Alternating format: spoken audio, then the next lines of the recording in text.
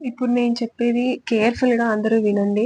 ఈ ప్రస్తుతం జనరేషన్‌లో ఉన్న పేరెంట్స్ అందరూ, మా పిల్లలు మాలా ఉండకూడదు. వాళ్ళ లైఫ్ వేరేగా ఉండాలి. వాళ్ళ కెరియర్‌లో బాగా ఎదగాలి. సొసైటీలో మంచి రెస్పెక్ట్‌ఫుల్ లైఫ్ లీడ్ చేయాలి అని చెప్పి, వాళ్ళ స్తోమతను మించి చదువుల కోసము, స్పెషల్ క్లాస్‌లు, ట్యూషన్స్ ఇవి, అవి అని చెప్పేసి డబ్బులన్నీ పెడుతుంటారు. అండ్ ఇప్పుడు ప్రస్తుతంలో ఉన్న పిల్లలేందంటే అవన్నీ పట్టించుకోకుండా మా డ్యాడీ ఉన్నాడు. మా డ్యాడీ అన్నీ చూసుకుంటాడు. ఏదేమైతే ఏముంది. నేను చదవకపోయినా మా డ్యాడీ దర్జాగా చూసుకుంటారు. ఇటువంటి మైండ్‌సెట్ అనేది పిల్లల్లో ఏర్పడిపోతుంది. సో, దీనివల్ల ఏమవుతుందంటే కెరియర్ మీద కాన్సంట్రేట్ చేయరు. ఇప్పుడు కాకపోతే ఎప్పుడు ఎంజాయ్ చేస్తాము అని చెప్పి ఇలాంటి మైండ్‌సెట్‌తో ఇప్పుడు ప్రెజెంట్ పిల్లలు ఉంటున్నారు. సో, దీనివల్ల ఇప్పుడు మీకంతా బానే ఉంటుంది. అంటే పీస్‌ఫుల్‌గా లైఫ్ పోతది. ఏదో వెళ్ళామా, వచ్చామా, మమ్మీ ఫుడ్ పెట్టిందా, తిన్నామా అంతా బానే ఉంటది.